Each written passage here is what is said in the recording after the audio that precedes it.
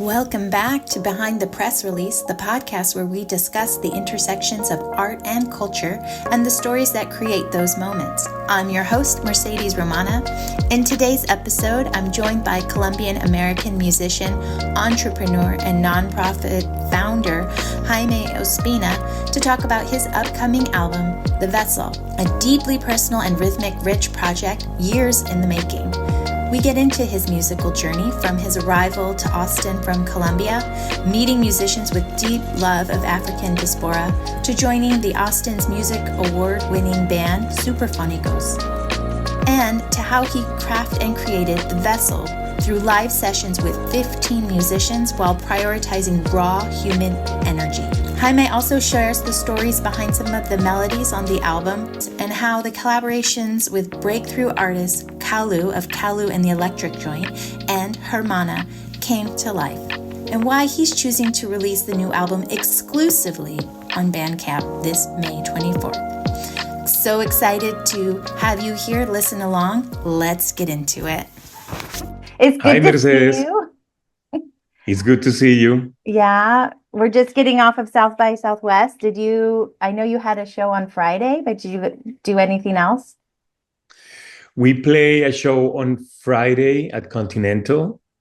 We play a show on Saturday at Central Machine Works with Superfónicos. Mm-hmm. And then I put together a funk quartet with me playing bass. Oh, wow. And we play under my organization, Feeding Souls, Mm-hmm. for kids and families after school on San Elmo Elementary School. Oh, gotcha. The principal is part of the board of directors of Feeding Souls. That is my organization. And he just put a little stage on the backyard, and then he brought a very simple PA, and then he talked with a couple of bands, and then we just made he called it South by San Elmo. Oh, that's awesome. Yes, because he understands how important it is to bring live music to the kids as much as I do. So Yeah, I love that. So with Superfónicos, this is a great segue into the new music that you're releasing. So how did you meet Superfónicos? I meet Nico Sanchez and Nick Toso the same day that I made it to Austin on July 14th, 2016. Yeah. The same day that the story is crazy because a friend of mine connect me with someone in Austin, Andres Junca, from La Frenética, one of the Colombian musicians in Austin. We connect through Facebook, and then he was like, as soon as you get to Austin, text me your phone and we can get in touch. So we made it to Austin with my wife on July 14th, 2016 at 9 a.m. We fly through the night. And then we just took a nap, and I woke up at 3 and I text Andres Junca, my wife's phone number. And then in a matter of minutes, he called me and he was like, nice to meet you. And what are you doing today at 6 p.m.? Mm-hmm. And I was like, nothing. I just made it to Austin. I had no plans. So he was like, we are getting together with a bunch of Colombian musicians, and we're trying to put together some traditional Colombian music for Independence Day. Independence Day is on July the 20th. Mm-hmm. So I was like, okay. So my wife dropped me in Kiko Villamizar's house, that is another Colombian musician in Austin. Mm-hmm. And that same day, I was making music with Nico Sanchez, that is Superfónicos bass player, and with Nick Toso, that is the Superfónicos hand drum player. And we just went through some repertoire for the Independence Day. And when the rehearsal was over, Nico told me hey, I have this band that we started a couple of years back called Superfónicos, and I feel like you could be a great addition to it. And in a matter of weeks, I was having my first rehearsal with Superfónicos. And on November of 2016, we had our first gig in Sahara Lounge. Wow, that's awesome. So it was and it's crazy because they were looking for someone to play a wind instrument and sing. Yeah. And Nico, at that point, it was Nico and Danny, that are the drummer brothers. Nick Toso wasn't even part of the band at that point. and then Eric Borges and Andres Villegas on guitars. And they were already kind of like getting together. I feel that they already start recording some music on Adrian Quesada studio, home studio. And then they were like, I mean, this is great, but we need someone to sing and we need someone to play a horn. So they were kind of like, looking for, and then I just like showed up playing the weird wind instruments that I play and the indigenous flutes. And they were like, this is the guy. This is the guy. It's crazy. Oh, that's a wonderful story. And that's kind of how your journey, you just like dove right into it, into the scene here in Austin. And you continued to like meet other people, right? From the conversations that we've had. How has that journey been? Like, how did you meet? I know for the new album, you wrote with Kalu and Her Mana. How did that journey bring you to meeting these other musicians and then the other personnel that's on the album? How did that journey happen? It's just networking, Yeah. I remember that when we were recording at the Adrian Quesada in December 2016, I told him like, hey, I'm from Colombia and I play bass and I play flutes and I'm trying to kind of like connect. And then he's the first one that made me aware of Monichicha. Mm-hmm. I already knew about Grupo Fantasma. And then he was like, this guy, I have these friends that have this cumbia band called Monichicha. I bet they would love to, have you as a guest anytime. And then I don't know. It's just like one thing leads to the next. Raymond Johnson was the saxophone player. He's the first one that made me aware of Emily Vazquez from Her Mana. Mm-hmm. And then we played South by Southwest in 2017, and we were like opening for Monichicha. So that's the day that I officially met John Spees and Greg Gonzalez and Beto Martinez.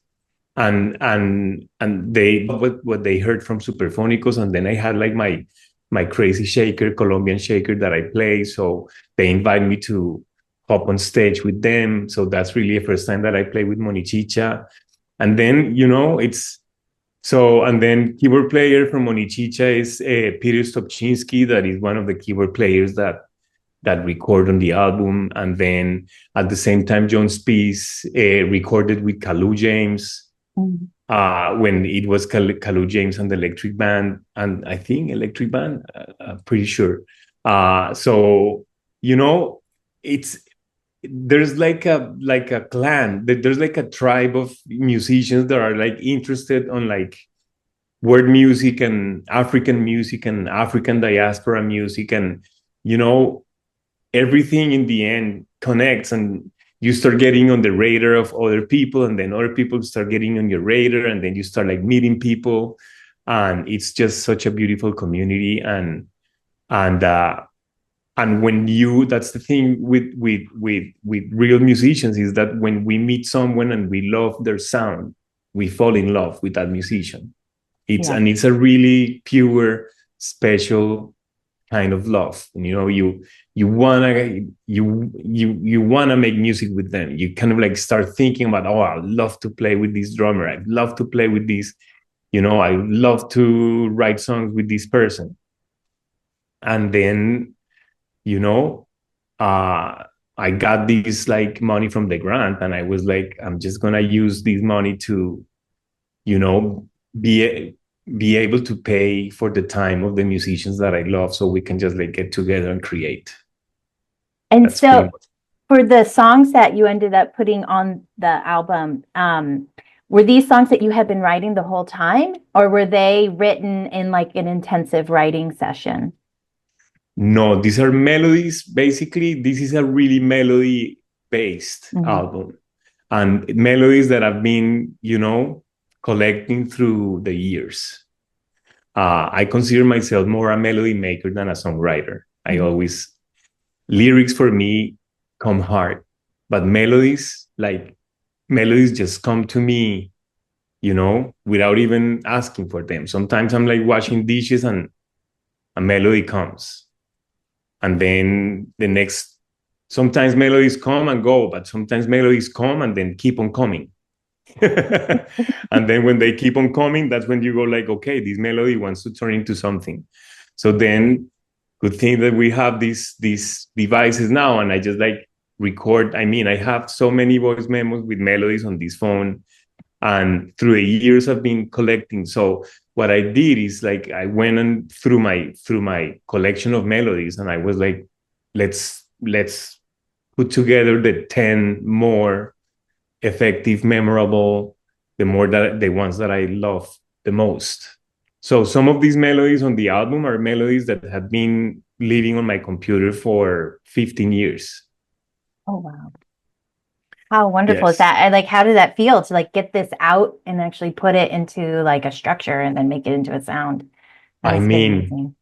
it's the closest that we as men can the closest that we as men can experience what women do with babies. Yeah. Yeah. You know what I mean? Yeah.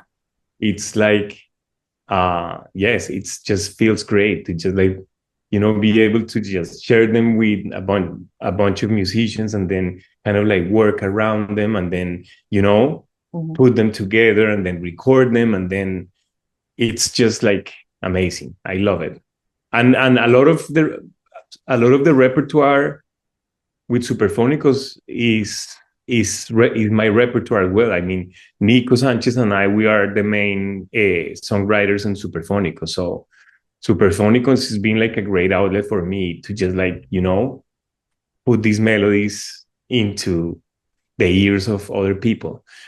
The vessel is more like the part of my repertoire that is more instrumental, that is more kind of like lounged, more relaxed, more, you know, you still can dance to it, but it's not, doesn't have like the energy that Superfónicos has. Is more, you know, is more adult. More adult. If you want. Yeah, I Yes. love that. And then, so part of the story that was really striking to me is you guys performed the songs together, right? And you recorded them together, versus siloing out each instrument and then having like an engineer put it all together. Yes. How did that like whole concept come about? Who drove that really? I mean, that was like that's one of the directions that I give to a project, because my favorite albums ever had been recorded like that. And the two main reference for me were Exile by Main Street by the Rolling Stones, that was basically recorded with a portable studio on a basement on a mansion in the French Riviera, you know, with everybody on the same room, sweating, and all the sound bleeding into everything, like, and I just like love it. And the other album that was like a huge reference, that is a huge reference for me, is a Kind of Blue by Miles Davis. And all of those jazz records from the 50s, from the 40s, 50s, and 60s, that's the way they were like recorded, you know, everybody on the same space, connecting, feeling each other, all the music in the same space, going through all the mics. So I really wanna like give the album like that vibe. I think like there's no other way to get that vibe than like doing it like that. If you just like do collage, that is basically, you know, you record the drums and then you record the bass, or you record bass and drums and then you overdub guitars, and then that's a whole technique, and it's fine, it's okay. Sometimes that's the way to do it. That's the way people was like making records during pandemic. But I was like, I really want to have all the energy contained on the same space, and just like, you know, no click track. That's the other thing. A lot of the records lately are recorded with a click track, so drummers are listening to like a metronome. So everything stays on the same tempo for the entire song, and the only reason they do that is because then it's so much easier to edit. Right. Yeah, I could see that. Yeah. I was like, I don't want that. I really want to record the old way, you know, the way Motown records were recorded on Detroit on the 50s and 60s, like, everybody in the same room, just breathing the same air, pretty much. Yeah. And then you were able to capture that process through a recording session. So for Purple Bee TV, did you already have a lot of the music down and recorded, or were you there also recording while you were filming the process? It's funny because the grant was like the live music grant. Mm-hmm. So what they want is you to just like put together a concert. That's in that way you make it public. Mm-hmm. But I didn't want to do that because then you make a concert and then that's it, it's gone. I really want to use the money to do something that, remains. So let's say doing the live the online live rehearsals through at Purple Bee was like my way to still make it public and live to the public. You know what I mean? Mm-hmm. It was kind of like my way around the grant. So and then ended up being like so magical because basically I just got everybody together for 2 days at Purple Bee. It was like 5-hour rehearsals.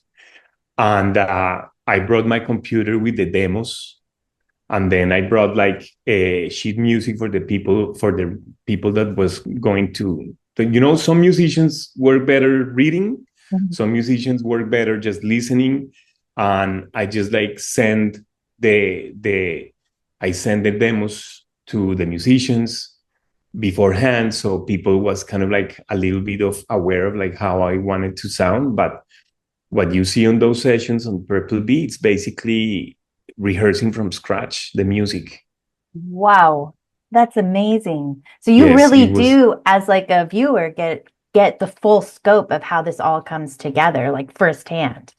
Yes, firsthand. Yeah. It's like, and that was a big part of it. Like, let's open a little window to what I call the music kitchen. Mm-hmm. Like how musicians do what we do, how we rehearse, how we get, put the music together. How, for me, I feel like, Greg Gonzalez from Grupo Fantasma once told me something that has resonated on me a lot. It's like, musicians, we don't talk enough about what we do. We just like, we are kind of like, wizards on a cave, creating our stuff and then putting it out there, and everybody loves it, but how they do it. So I love live sessions. I really love live sessions.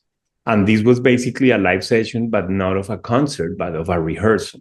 Some of the musicians were like, do you really want to do this? Because, we are perfectionists and we just like want to show ourselves when things are polished and perfect. And in a way, we were kind of like allowing ourselves to be vulnerable and like, and it was beautiful because at certain point there was like a song with a specific drummer. I'm not gonna say names, but he was having a really hard time with the drum beat.